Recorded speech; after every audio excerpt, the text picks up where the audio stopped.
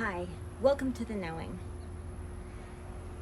This is the first video of this channel, and the first of many, I hope. Each of these videos that are going to focus on logic and reasoning there'll be two parts.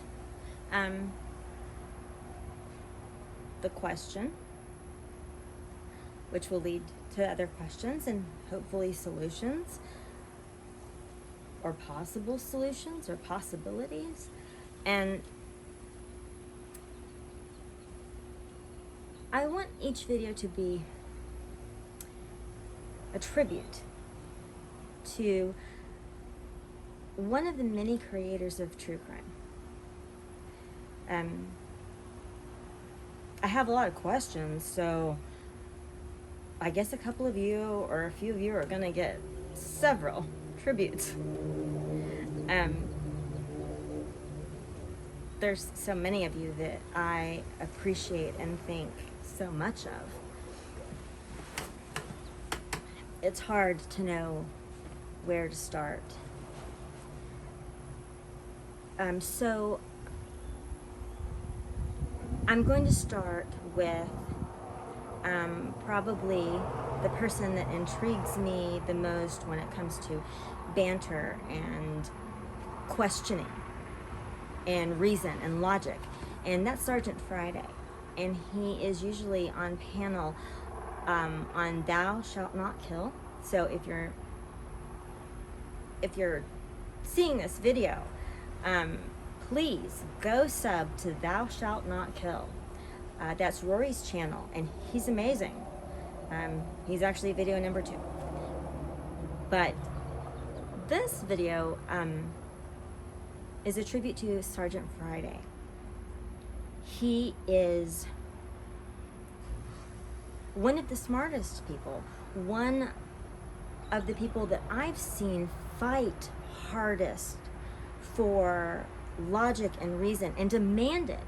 And he makes us all better for it because he insists that we use critical thinking and makes us put ourselves in a mind space that we might not otherwise.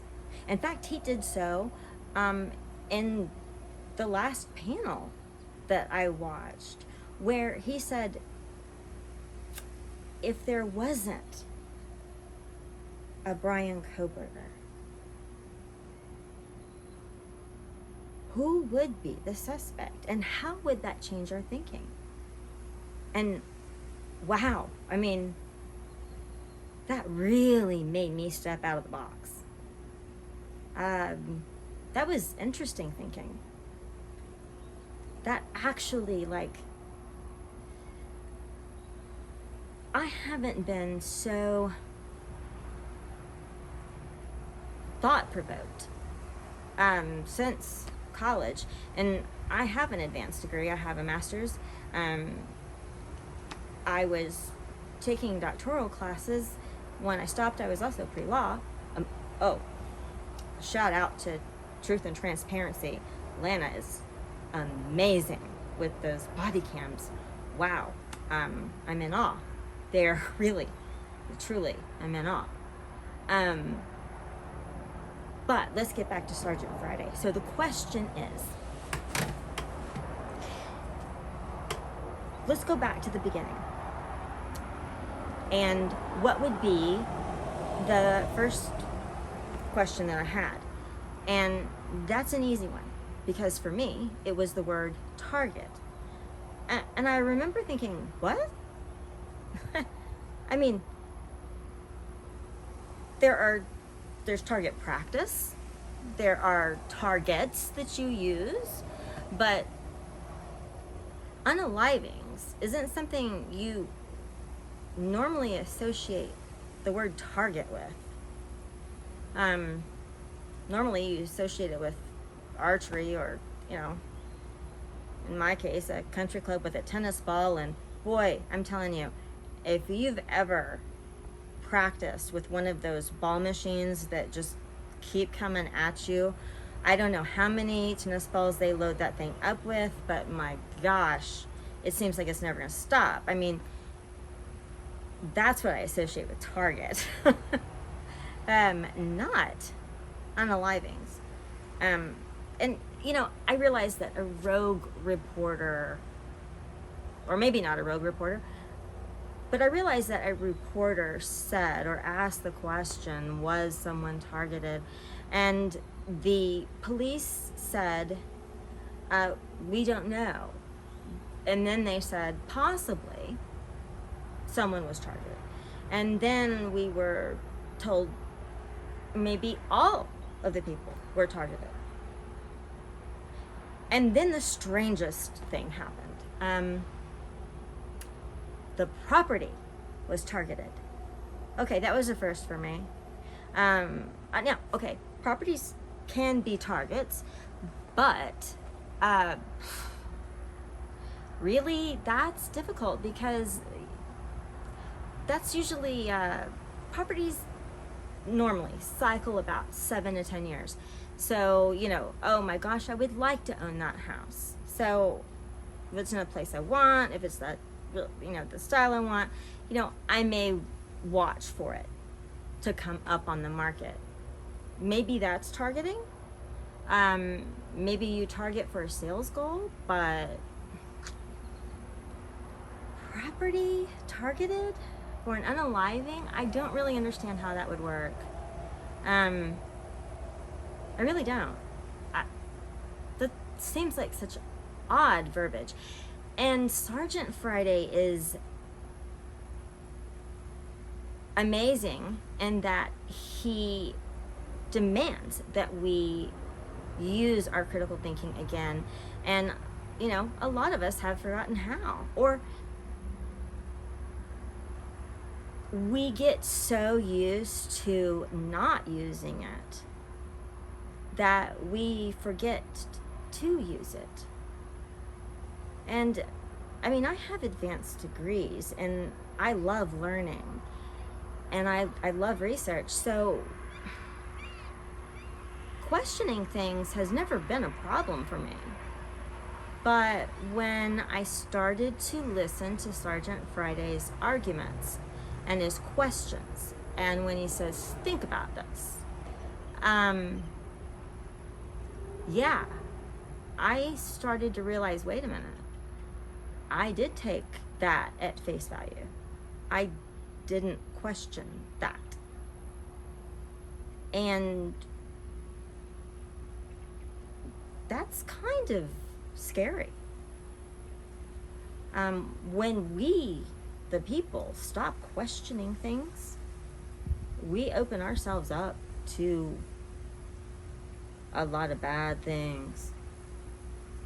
This country was founded on being able to question things and having rights and thinking outside the box. And when we stop doing that, when we start letting people think for us, well, I guess that would explain why we're in the mess we're in, right? So, back to the case, the Idaho 4 op. And yeah, I'm going to be referring to this case as an op because that is exactly what I believe it was. I just can't see it any other way. Now, I love debate. I don't like to argue. I like to hear other people's point of view. Even people that I don't agree with, because, you know, it's the people that you don't agree with that often say something that makes you really think. And if you're open to thinking in a different way, to even thinking about something that you disagree with, and that's a little uncomfortable, I'll agree, but if you're open to that, then other things kind of come into play, and new ideas become available. And I've always been a person that can agree to disagree. And the true crime community I have watched, and you guys, man, some of the smartest people out there.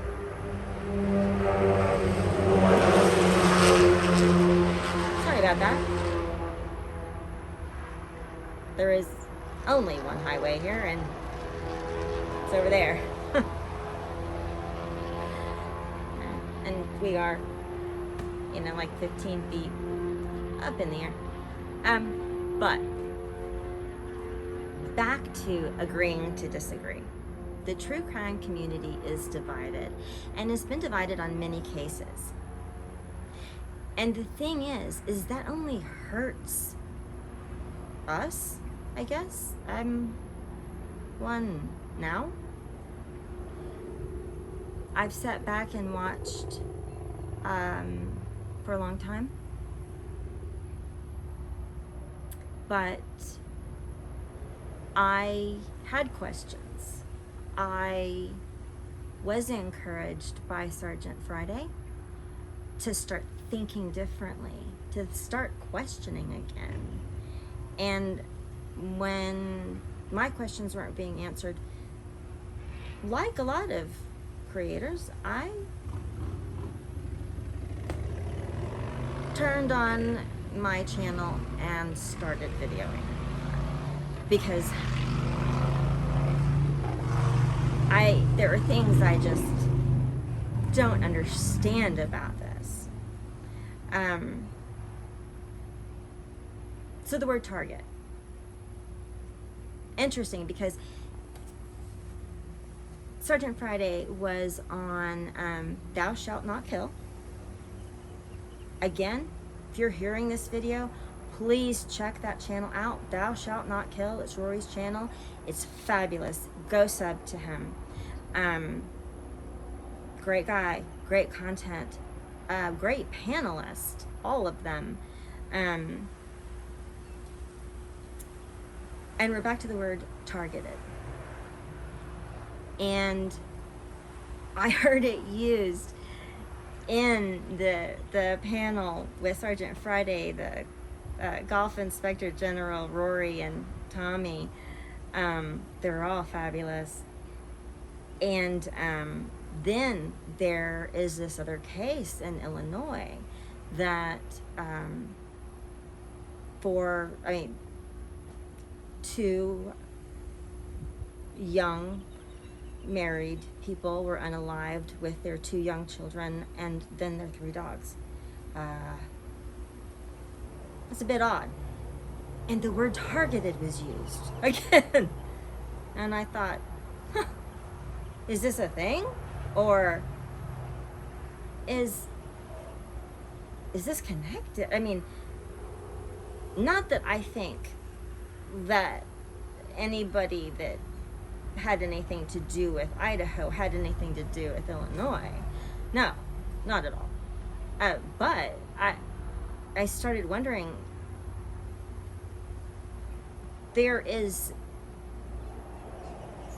so much speculation, so much questioning, and so much light where there had been darkness for a long time, thanks to the true crime community and their questioning of things, that I wondered, was this done, or was this picked up and the word targeted used to throw shadow back on to the Idaho situation? Because no cameras in the courtroom, really?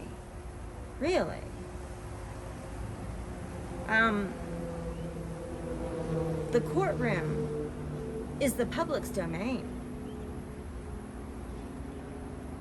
I understand where some witnesses may not feel comfortable coming forward on camera. I'm not comfortable on camera, but here I am. And it's their duty, and it's our right to see. So there's another question. Why no cameras? Yeah, I know it's open to the public, but that's just not good enough for me. I'm sorry. My standards have been raised thanks to Sergeant Friday, CJ, Innocent Until, so many. Lana, Truth and Transparency. Oh my gosh. So many of you. Bubbly Waters. I could go on, which is why there will be many videos. So we go back to targeted. Why that word? Was it just picked up and ran with? I don't know. I want answers to that question. Is this a new word that we're going to be using now? And how is a property targeted for unalivings? Give me an example. Give me a reason. Give me something, because I don't understand it and I'm not buying it. Frankly, I'm not buying that one person did this at all. I mean, forget that. I mean, I'm willing to listen to people that think that one person could. I'm willing to listen to that any day, all day, because I want to hear the other side of the argument. Maybe I'm missing something. I'm never always right. I'd like to think I was, but I'm not. And I'm never always wrong either. So there's merit in everyone's thoughts and everyone's opinions. And gosh, if we could all work together, think of the things we could do. Think of the things we could change. Sergeant Friday's got me off on a tangent. So, the word targeted, is that a new thing? Sergeant Friday, I really hope that you watch this video or hear about it and respond, because I'd really like to know what your thoughts are on that. I'd like to have you on panel.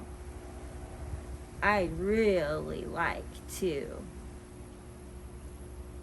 banter back and forth so many questions, because oh my gosh.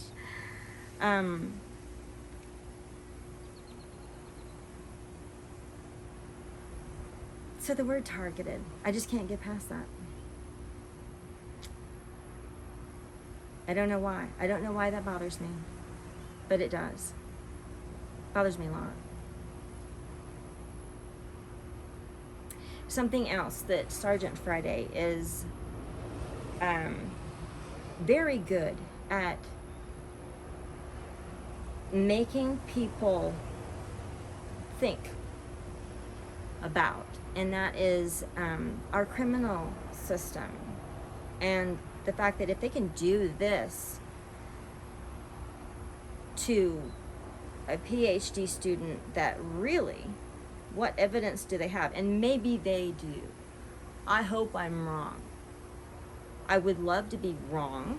I would love to be wrong about all of it. I would love to believe that one person could have done this, and that they have that person, and that justice is going to be served.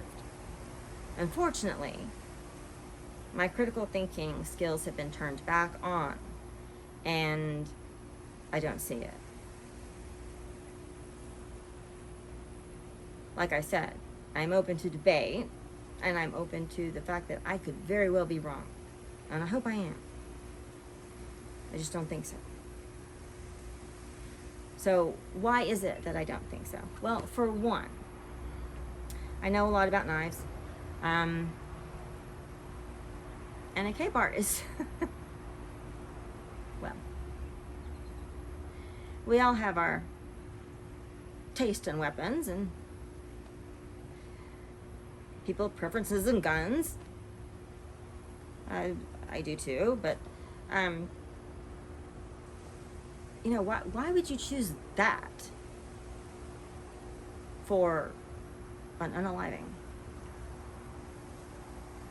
There are a ton of weapons that you could get your hands on at any given time, day or night, that people usually have. A K-bar isn't really one of them. It's not a very efficient tool. There is the whole arm's length thing. I mean, if you were going to use a sharp edge object to do such a thing, your first, I think, option that would come to mind, if we are just talking about sharp edged objects, would be a machete, right? I mean, I have a love of knives. There are throwing knives, there are carving knives, there are hunting knives, there are big long knives, you've got broadswords, you've got too many to name.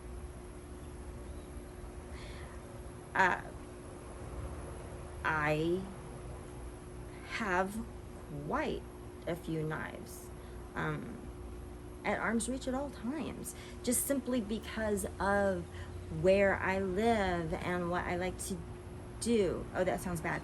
I like being outside in nature, and you should always have a knife on you for many things, many things. Machetes are great because of the distance.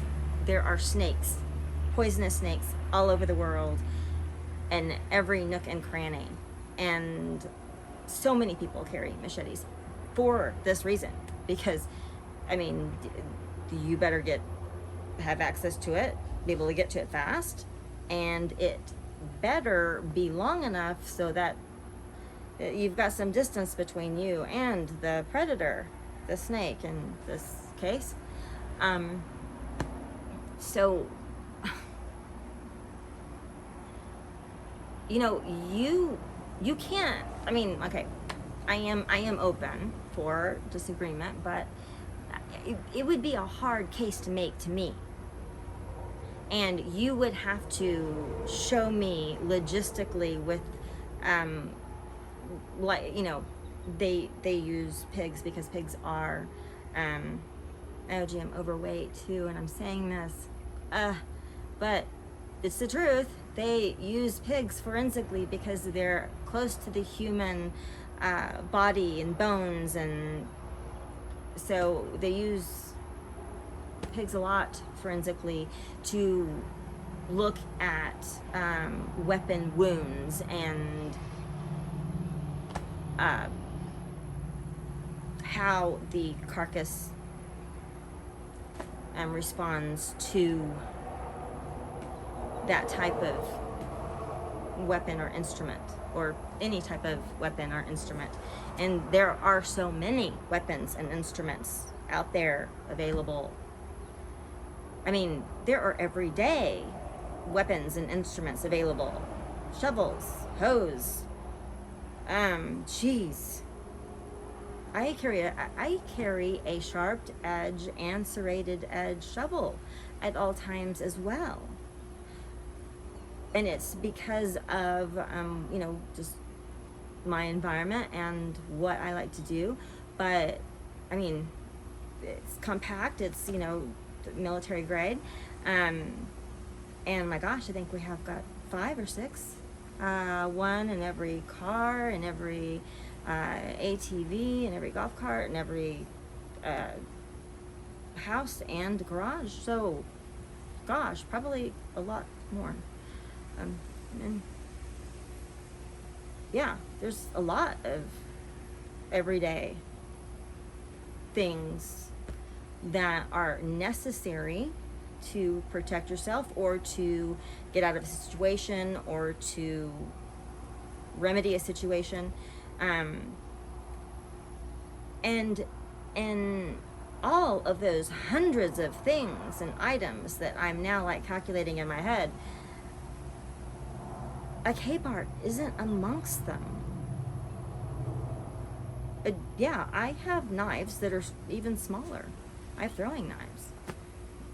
Sometimes predators are coming at you and they're very fast, and you might want to take a chance to throw a weapon or a useful object. Because believe me, that can happen. But, and I like them. I don't know what that says about me, but I think that it just says that I live in an environment that requires such. So, a K-bar, really? I mean, what? And then a sheath is left at the crime scene.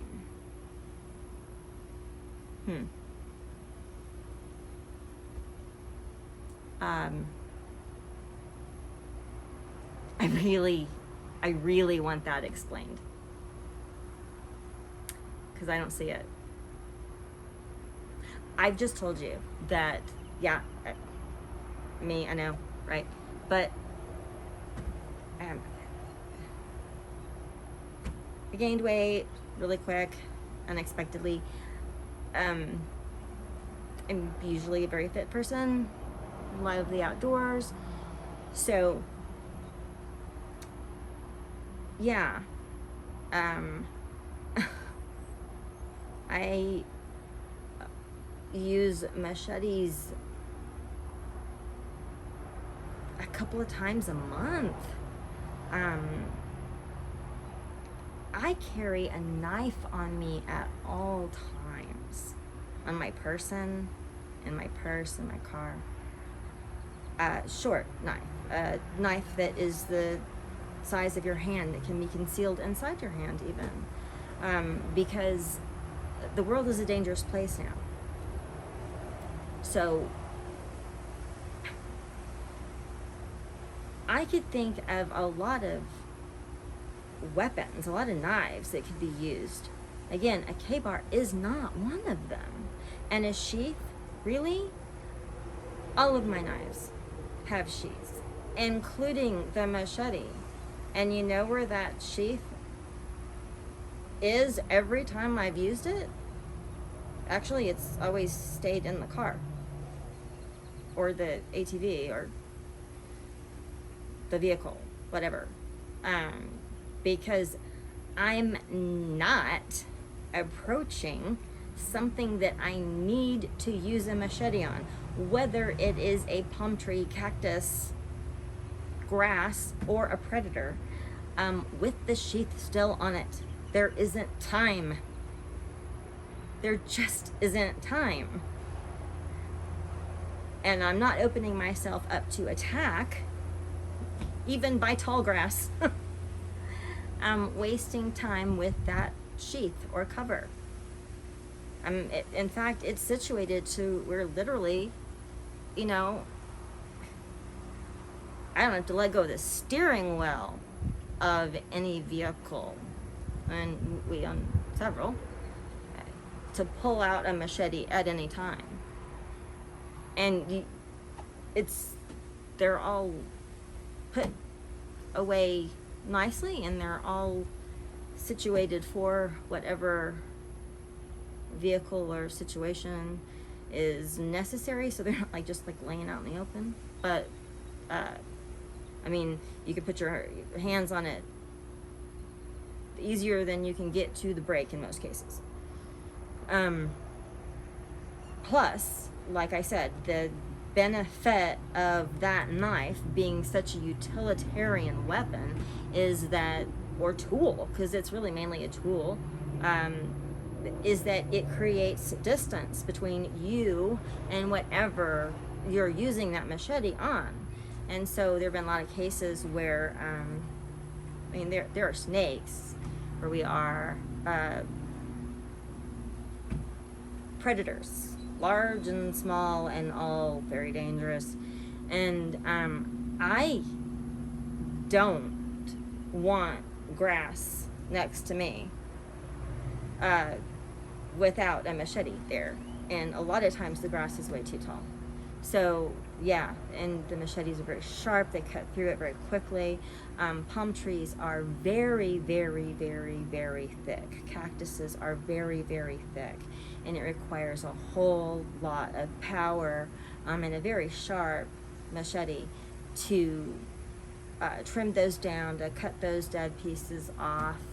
And as you can, maybe you can't, maybe you can see, there are palm trees all around, and cactuses and grass and natural habitat. So, you know, it was about the time of this case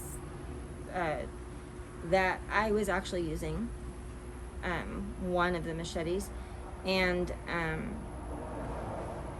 I swung it in such a way that I was cutting a particularly thick plant, and it had to be cut with a machete. There's just nothing else that will work, and the tip hit some concrete.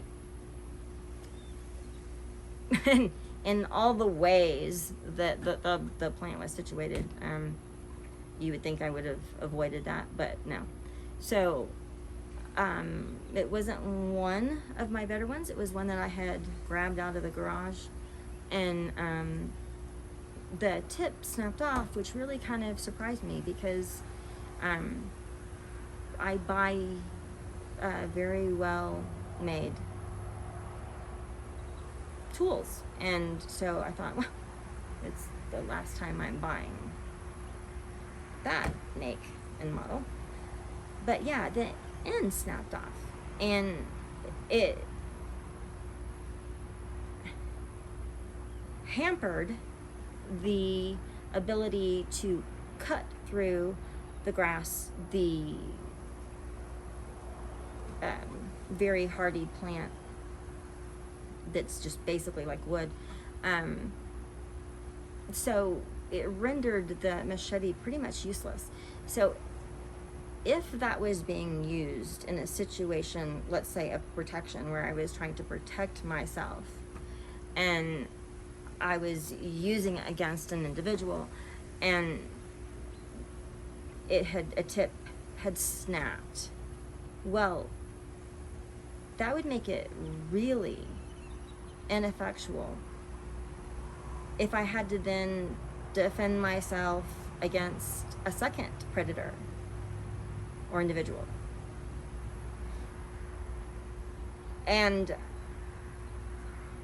again, I buy weapons of really good quality, tried and true. This surprised me when this happened, and I will not use that brand again. But a K-bar versus that machete? So if that machete broke, I can't imagine using a K-bar to defend myself against a predator. I mean, geez, the weight. I mean, you know, when you use throwing knives, you're used to the balance of a knife. And I'm sure a lot of people live in the city and they don't really get this. And I'm not a huntress of any kind, or hunter. I like animals, but there are a lot of dangerous predators in a natural environment, and you know, smart people are aware of that. And when you live in an area, you accept those conditions, and you prepare for it, and you know how to react to it. I've always loved throwing knives, and this DNA thing, transfer DNA, wow. Boy, that has really been a quagmire for me, because I really like throwing knives, and you don't just buy them. You have to feel them. The weight, the balance makes a huge difference. You don't just order throwing knives. You hold them.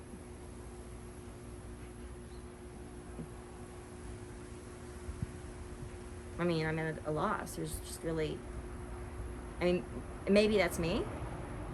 I don't know. All the people that I know that use them, and I know a lot of people that use them, feel the same way. There are other weapons and tools that have the same requirement. I have to feel them. Now, I mean, the military grade shovel that's compact and folded, no. No. But the quality matters, yes.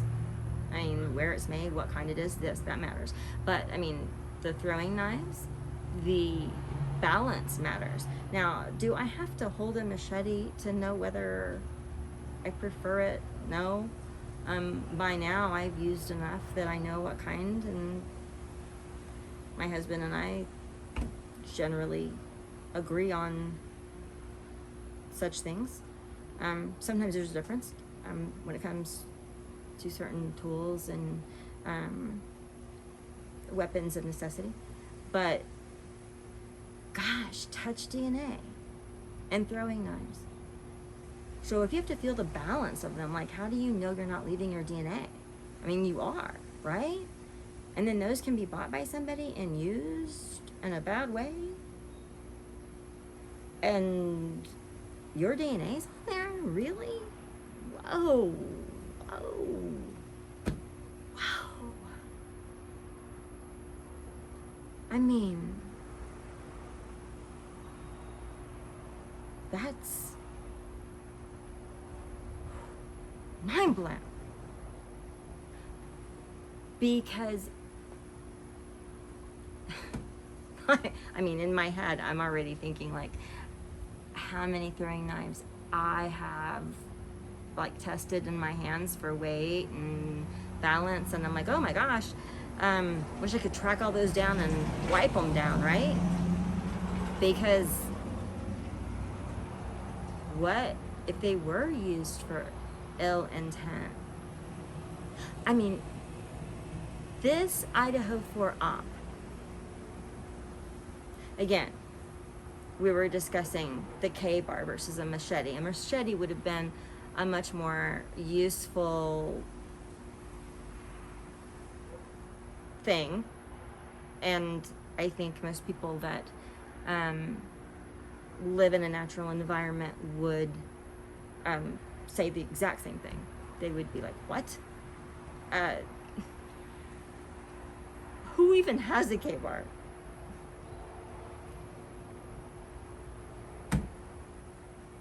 I own more knives, I think, than most people that live in a highly populated city by far, and I never owned a K-bar. Never even thought about it. Every single one of my knives does have a sheath, and I am nowhere near a predator with a sheath in my hand or near. I've got the knife, or the knife has already been thrown, or the knife is in use against the predator, the foe, or the grass, or a palm tree.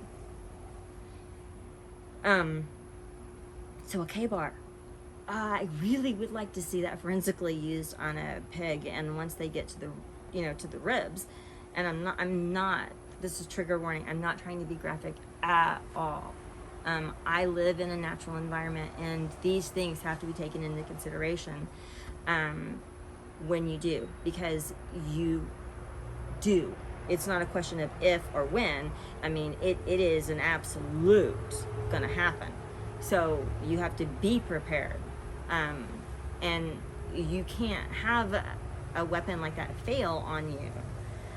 That's why I was so disappointed when I was using a tool on a very hard-wooded plant, and it hit a piece of concrete, which is like hard to do, and the tip snapped, and I was really upset about it. So I mean, because I'm thinking, if I were in a predator situation where a dangerous animal, snake, a gator, you name it, is coming towards me, I need that tool not to break, right? And I mean, when you're talking about, you know, some snakes are really difficult.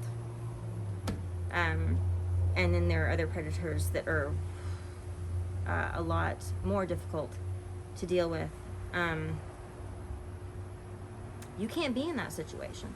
So you're telling me that someone, and look, I don't want this person that has been arrested to be just innocent. I would be really happy if they had the right person, and if it was only one person and that was it, and it was done, and this was justice and things were righted. I mean, it is a crying shame that it happened to begin with. I don't understand how it happened to begin with. I don't understand how people didn't come to the defense of those that were harmed. Sergeant Friday has really made me think about that. I was pre-law, and so when you're pre-law, you have your political science years. You have to take like a really dumbed down, or a lot of really dumbed down law courses that you would take in your first year. And any of you thinking about going to law school, read the 1L before you do, because it puts it in perspective. And I have a natural inclination towards law that's always been easy for me. My mind just works in that way. I don't know why I didn't go to law school. I didn't even finish my doctorate. All of it, dissertation, and then just went, move on to something else now. So, but being pre-law, we took classes, dumbed down classes, that we would have in law school, so that we would have a taste of what it was going to be like. And the one thing they drilled into us, and because I was pre-law and my mind works in this way, I took some very interesting classes that I didn't have to. Lies and deception. And that was taught by Dr. Melissa Young. That was one of the most interesting classes. And I won't give away the university I went to, but it was great because we had these awesome rooms, and they were just like interrogation rooms. They had two-way windows, and we were put into teams, and we had scripts, and it was really interesting because you were trying to be as deceptive as you could to the other team and to detect their deception. And then the teams that came out ahead went up against the professor, who I've never been defeated so soundly. The micro expressions,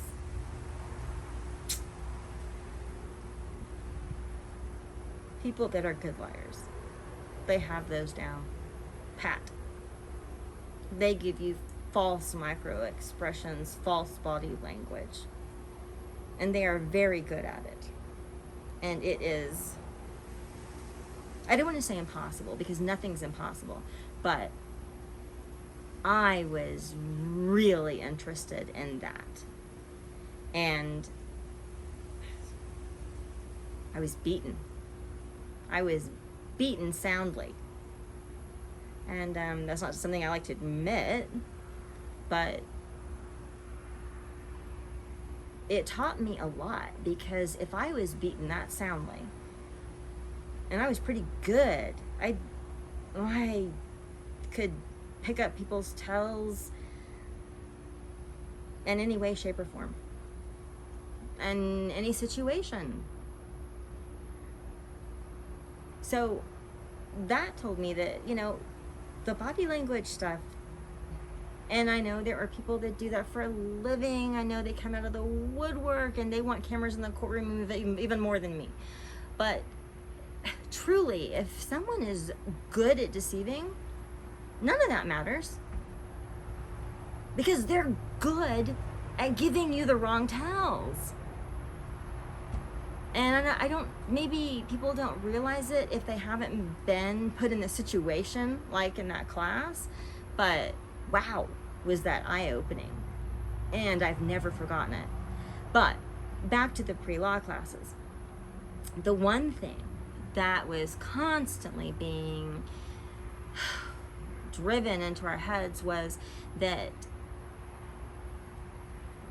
a secret can only exist if the two, just two people that know about it, one of those is no longer in existence. That's the only way a secret can be kept. And they proved this time and time again by making us watch interrogation tapes. Because most crimes are committed usually not by one person, but by more than one person. And when that occurs, the police split the people up, and if they only stuck to their story, then they'd never get them. But the numbers are just not in favor of that, because people get paranoid and you're being lied to, and you don't know what the other person is saying, and they're telling you that they're singing like a bird. And so that begins to wear a person down, or at least that's what all of those tapes showed. And psychology also holds to that same theory, that if you want to keep something secret, then only one person can know about it. Yourself. No one else. That's really important, because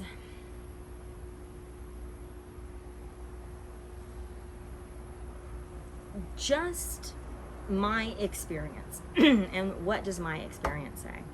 Nothing really. I'm sure many of you, most of you, have more experience, better experience, or smarter, have done more than me. Who am I, right? I'm not claiming to be anybody special by any means. In fact, I love that people are better at things than me, because that makes me want to be better, right? Isn't that the way it should be? I know in tennis, you don't want to play someone worse than you. You always want to play a player better than you, because that's the only way you get better. If you always play people worse than you, you're never going to get any better than you already are. So, what am I trying to say here?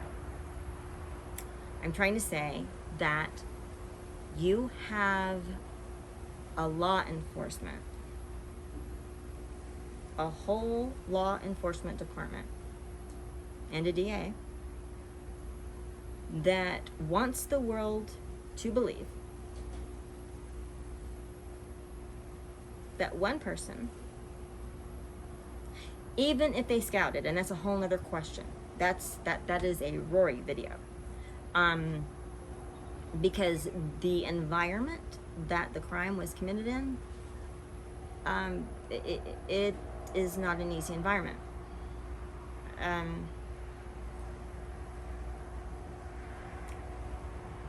there are environments that are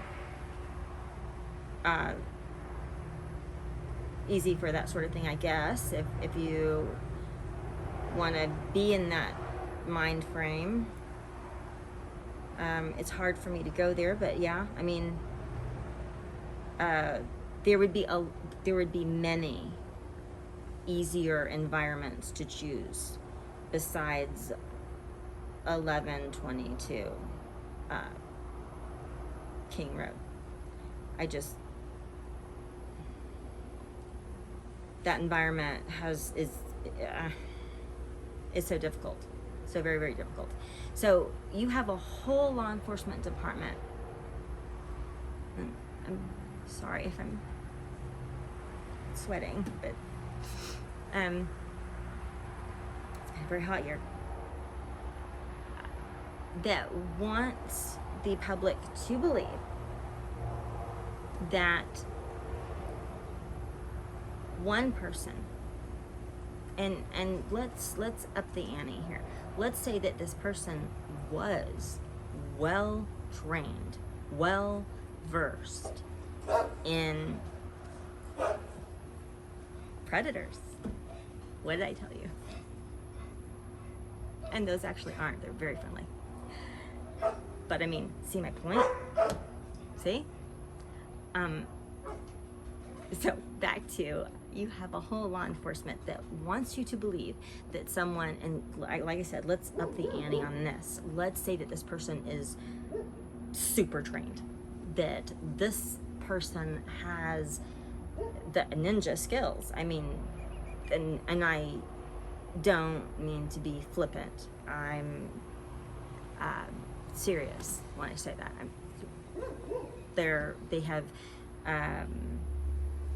used these type of sharp-edged weapons a great deal against predators, against foes, maybe in a combat situation, maybe in a fencing type of situation, maybe in a natural environment situation. I don't know.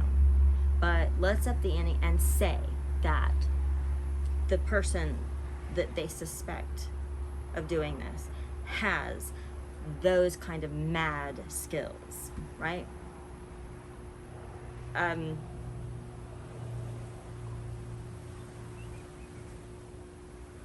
Let's say that that is the situation. The first thing I would have a problem with is the choice of a K-bar. Now, feel free to comment by all means and tell me I'm wrong. Tell me about your experience with K-bar. Tell me how I am wrong about that weapon. Because I love learning, and I don't ever assume that I'm right. I just know what my experience has been. And again, I'm not saying that I've had more, that I'm better at a foe or a predator, because I'm not, than most of you. I'm not. But let's give this law enforcement's ideal suspect, they want to say that it's one person and that the weapon used was a K-bar. Well, I am not going to go into the suspected damage that we've been told about, because we really know very little about that. And that's a whole nother video, because I have a whole lot of issues with the whole crime scene thing, but we won't go there. Let's just focus on the guy with the weapon, right? So this guy is well trained. He's been in lots of situations where predator or foe, and who's to say it's a he? Let's say it's a she, even. They're very athletic. Evidently, I have lost my athleticism and need to get it back. But let's say that they are well trained, toned, athletic. They're practicing at this night and day. And they go into a very difficult environment that they would have had to study very hard, more than 12 times. And there are 2 crime scenes. And in each crime scene, there's 2 predators, or not 2 predators, but two individuals that this person means to do ill harm to, right? So, okay, I'm having a hard time with that.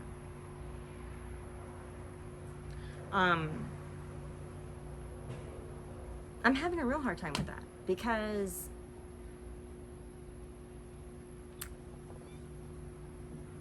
me in a room with a good dog, like the ones back there, because those are really great dogs, and a person comes in to do me harm, well, the odds are stacked against them. I mean, geez, I've caused more damage with my phone. So the person comes into a difficult environment with an ill-fitted weapon. And I'm saying that not because I dislike the K-bar, but because of the length of the weapon alone. If I take away everything and just think about the length of the weapon, you're already, and if you're just taking one crime scene at a time, the odds are against you. And now you've got a weapon that doesn't put you further than half an arm's length. I mean, that doesn't make sense. That is a super risky situation, and I would never take those odds. And I'm not thinking about ill intent. I'm thinking about predator-prey situations. If I walked into a situation where there were 2, let's say you're in a natural situation, but it's closed in, and there are 2 smaller individuals or predators there, and you walk into the situation, it's a natural environment, and there's 2 of them there, and they're smaller than you are, and you have a weapon. You're still at a disadvantage, a big one. And if I'm in that situation, I'm running. I'm not walking into that situation. And if I stumble into it, I'm leaving quickly. That is never a situation I would put myself in, because the odds are against me. I'm coming in at a disadvantage. And I'm looking at it not in a unaliving situation. I'm looking at it from like a predator-prey situation that I live in an everyday type situation. The location is difficult. So there are no guarantees there.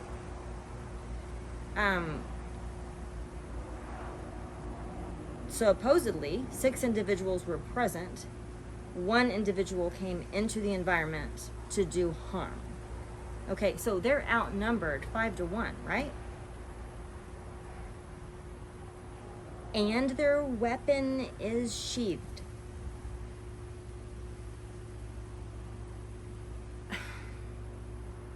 See where I'm having a problem?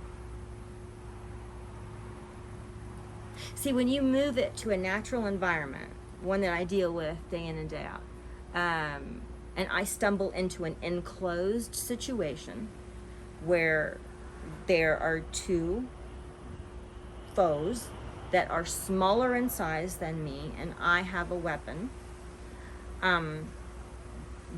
but the enclosure is small, I'm outnumbered, and my weapon is sheathed. what is my natural instinct is to turn and run as fast as I can. And if I know that there is a location that is closed in by natural barriers, and I'm trying to make this a situation that's not triggering. I'm trying to put this in light of a situation that I could find myself in. If I already know the environment and I'm coming into a situation that is closed in, a tight situation that's closed in by natural barriers, and I find myself against two foe, smaller in size still, and my weapon is sheathed, again, I am hightailing it out of there, and I'm trying to get my weapon out as fast as possible. But I would never go into a situation with my weapon sheathed. In fact, I would never go into a confined natural situation knowing that there might be foes, because I might be outnumbered.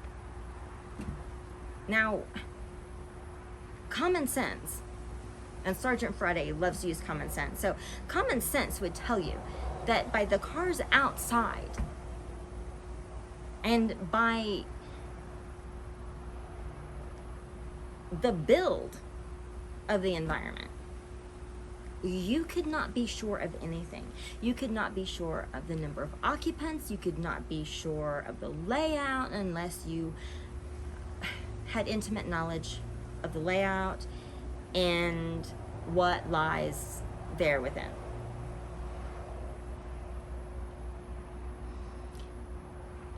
Even if you had intimate knowledge of the layout and what lies within,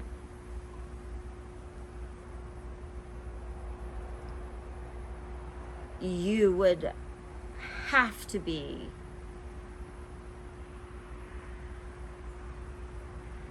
the only thing I can come up with is out of your mind to go into a situation like that, because you're outnumbered, and weapon not at the ready.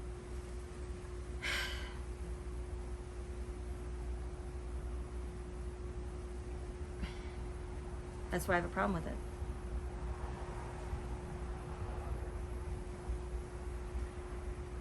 Again, I'm not saying I know more than anyone, because I don't. I'm not saying that I've been in more situations than anyone else, because I haven't. I'm just trying to get you to see things the way that I see them concerning this case, and they don't add up to me. And if they add up to you, please explain them to me, because I'm not getting it. I'm not getting it. It's not adding up, no matter how I turn it, no matter how I think about it. It doesn't make sense. And I keep using a natural environment against prey or foe, because my mind can't go into the actual scenario. I mean, I can't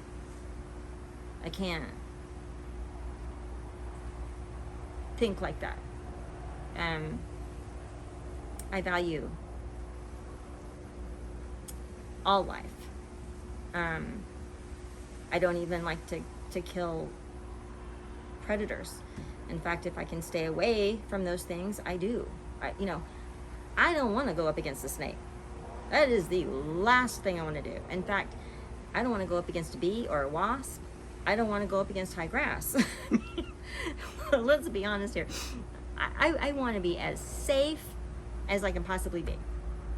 I don't want to put myself in any more danger than possible. Which, in fact, I will discuss concerning the forensics and evidence and lack thereof in another video. And it's compelling what I will say. I think it will be compelling for you. I hope this gets to some of you great thinkers, because I'm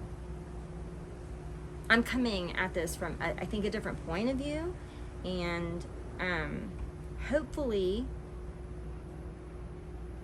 it will ignite some comment, some explanation that I haven't thought of, maybe some explanation you haven't thought of, some clarity, because isn't that what we all want? I mean, we really want justice. We really don't want to think about a world that we live in, about an environment that we live in, where we're not safe. We're not safe in the place that we call home, and the place that we go to sleep.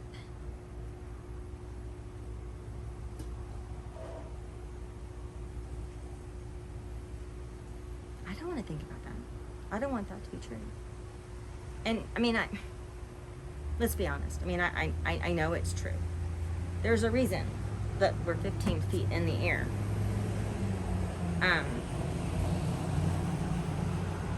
And there are, believe it or not, there are still predators that get this high.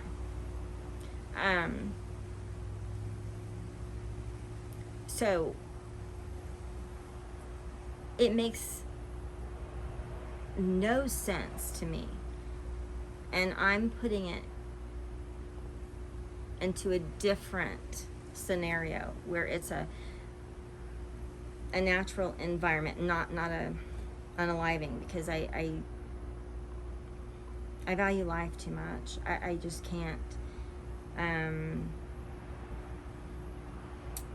I can't make my thought process go there. Oh, I feel for those families. I do. I think that's why it bothers me so much, because I think that's why it bothers all of us so much. I think we genuinely feel like, through videos and pictures, that we've begun to kind of know these 4 individuals that were taken, and we've even begun to know the families a bit. I know that a lot of people in the true crime community really feel like they know Steve Gonzalez, and my heart breaks for him.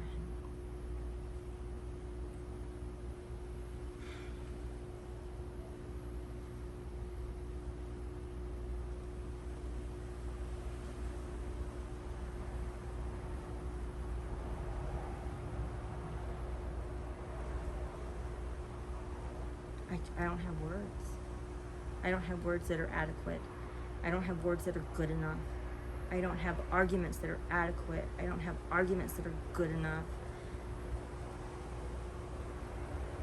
I wish I did.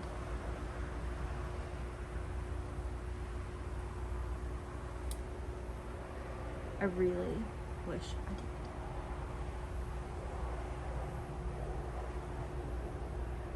Those families deserve better. Those 4 people deserved better.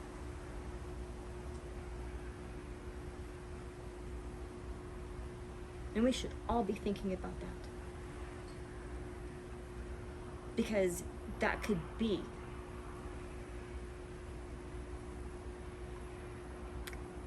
our family member, our child, our daughter, our son. Steve Gonzalez could be our brother, our uncle, our father, our son.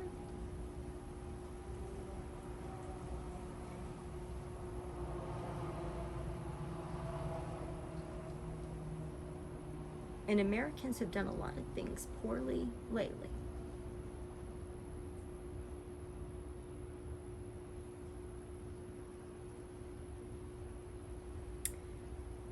But I think what we have done poorly, without probably the majority of us realizing it for a very long time, is this justice system, because I don't see justice being served.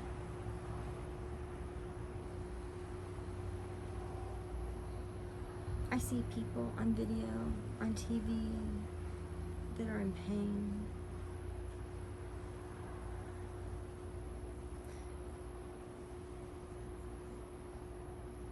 I see videos of 4 young people that had so much ahead of them, and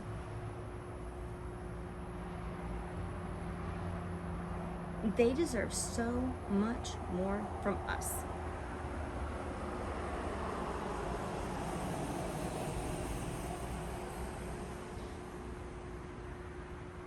And if we can't find a way as a community to come together on that note alone,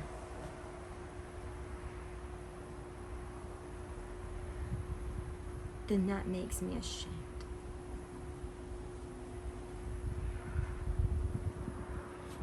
In every way.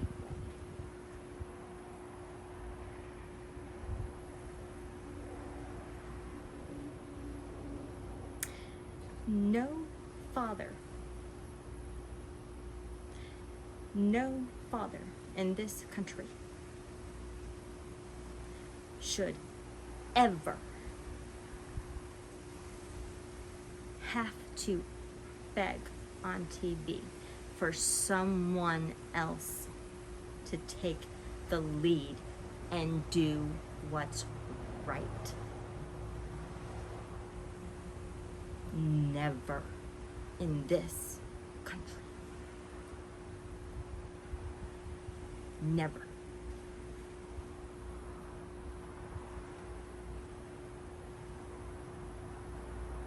And if that means that I have to sit out here in the hot sun day after day, hour after hour, making video after video, but I don't know if anyone will see. But just for the chance that good people with good minds in this true crime community will see this, that I might stir thoughts or emotions or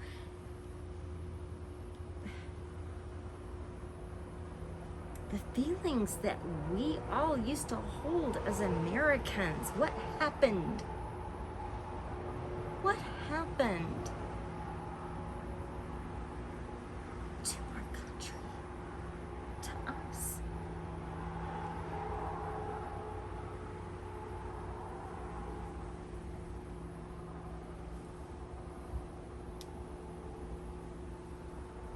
I am less proud to be an American today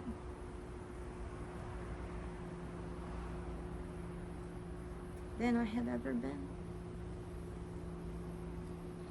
And I remember 9/11.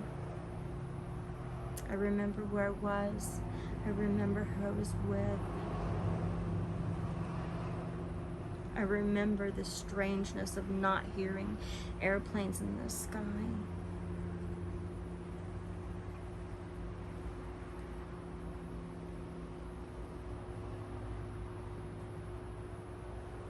And I remember being angry and sad all at once. But you know what else I remember? That I was proud that I was an American. I was proud of our country because we came together that day and for days after. Like I have never seen in my life, and I thought, this is who we are. This is what we do.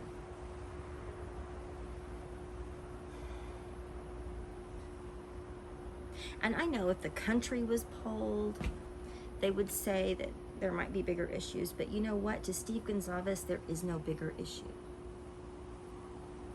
And if you were in his shoes, there would be no bigger issue.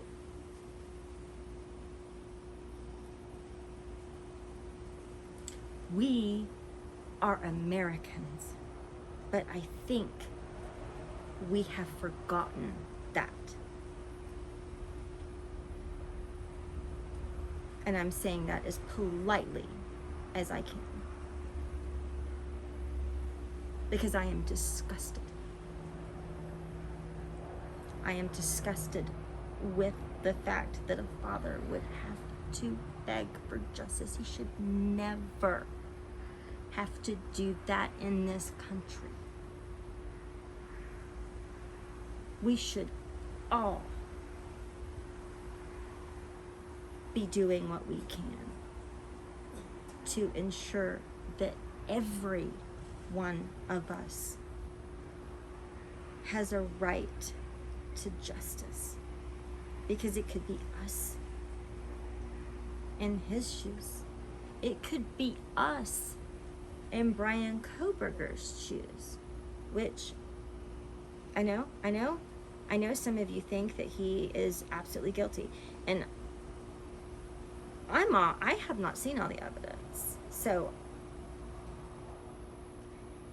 innocent until, right? Innocent until? Man, I love your channel. If you have not seen Innocent Until, go sub to him. He is amazing. Good man. CJ, Evil CJ, EVILLE CJ. In the description, I have linked these channels. I don't know if anybody will see this video. Who am I? But these people that are in the description, these are really good people that have done some really good work, and for the right reasons, I think. And there's a lot of bad things going on in our country, a lot of things that shouldn't be going on, and there's a lot of different opinions on that.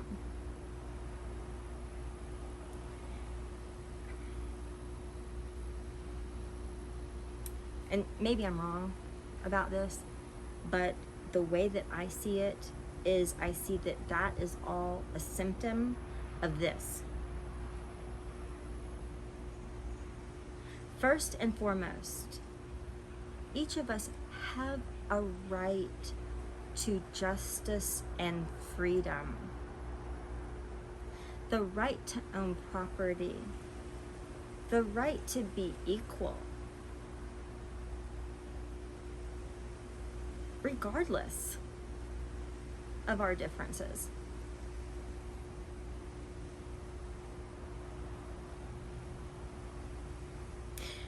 Right now, this country is not serving the 4 people that we lost or their families.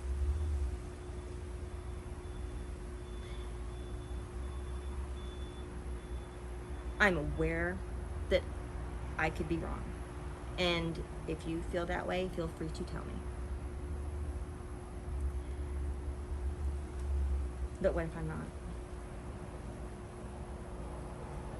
For those of you that think I'm wrong, that think that I shouldn't be saying these things, what if I am right?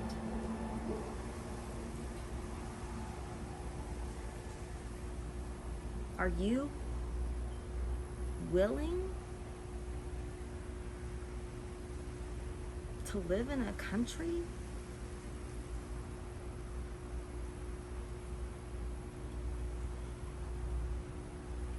where our freedoms and our rights don't mean anything anymore? I don't.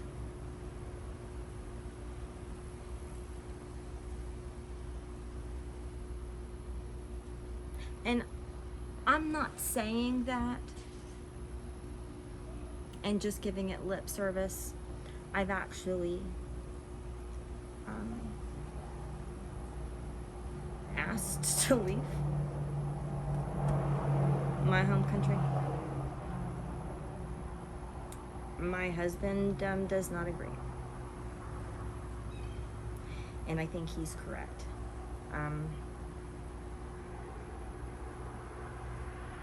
I honestly would think it would be easier to leave. If that makes me a coward, then I'm a coward. But I'm here, right? I mean, I don't know who's listening to this. I don't know if anybody will hear this. I don't know if anybody will see this. I don't know if anyone will care, which is probably, I think, worse than anything. But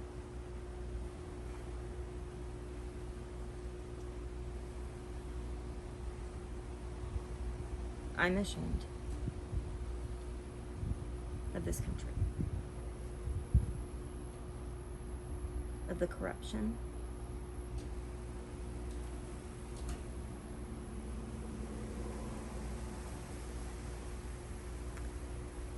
that a father would have to beg for justice for his daughter.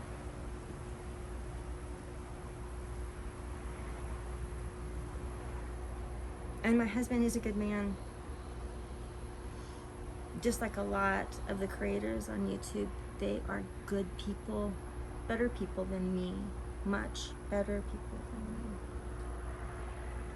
Because they are fighting the good fight, and they are spending every waking moment that they're not at their regular jobs putting out videos, looking for evidence, researching, trying to make sense of this, trying to still believe in their country, and not willing to walk away, but they're fighting for this country. I mean, not with weapons and against an enemy, but just as difficult sometimes, if not more so. They're fighting for our rights that have been taken away while we've been asleep at the wheel.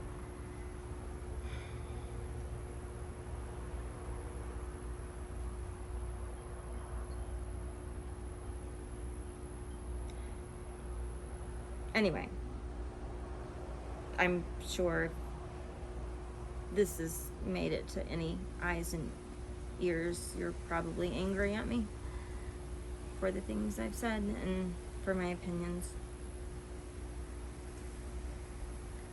And you have a right to that. But I did actually have a discussion, several, about not wanting to be in a country that I didn't feel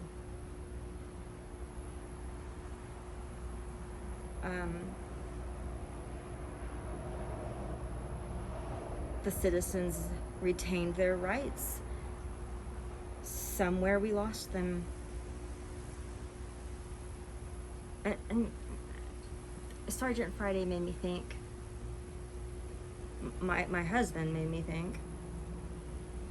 CJ made me think. Rory made me think. Innocent Until made me think. Lana, oh my gosh, she's amazing with those body cams. I don't know how she has energy to keep going. Made me think. Bubbly Waters made me think. Neeks Peaks made me think. So many people. But there were long discussions in my household about we don't run from things. We do what we can. And I had to think long and hard about that.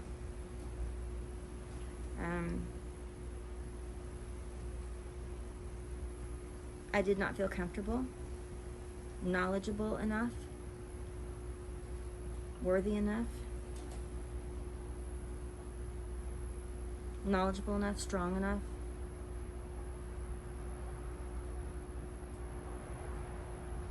to make these videos.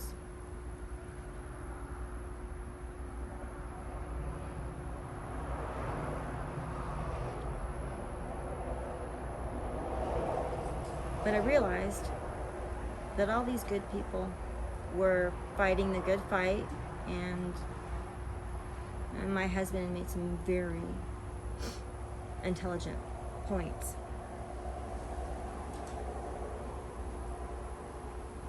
And I realized that I was a coward.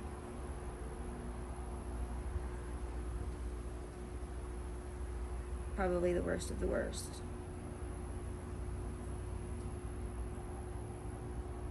Because I was willing and able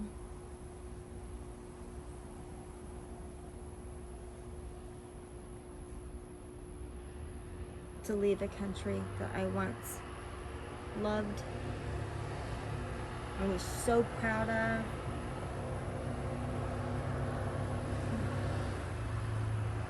Sorry. I'm sure that's very loud.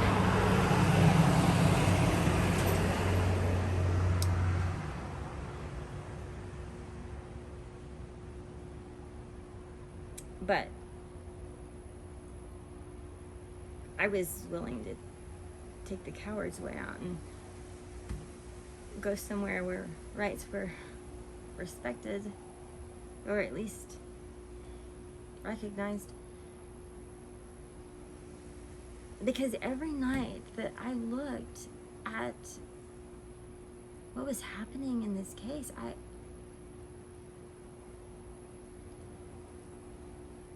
and heaven forbid when you look at everything else that's happening, I felt like I had a justified argument to leave.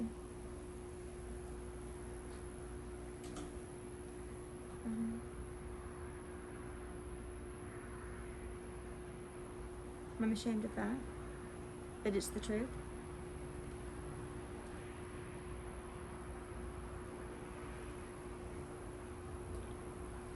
Like I've stated before, I enjoy the natural environment, nature, and that just anywhere on the globe puts you in harm's way at times, and I have no problem with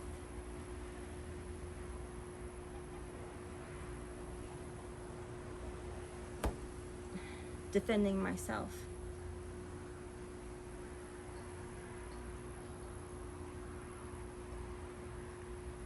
I recognize that I do have a problem defending the argument that that I was willing and ready to leave this country because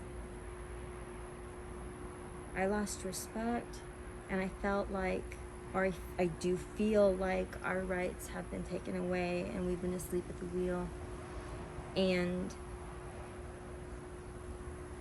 that was my first and consistent reaction when what should have been my first and consistent reaction is what the good people of this community are doing. They're making videos, they're writing, they are requesting body cams and then putting it out there for the public to see. I mean, wow, what enlightenment that was. They're not just sitting by or willing to throw in the towel. So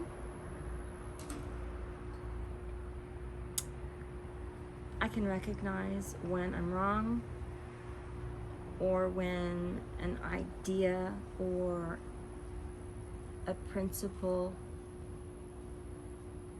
an argument is better than my own, and I can rise up to that. And so I am, and I will, and I have no idea if this will be seen or heard, but I will have done my part, and I will continue to try to do my part.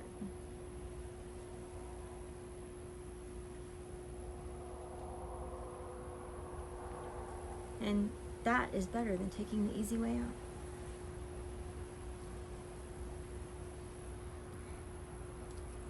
Thank you for listening. If you've run across this video, thank you.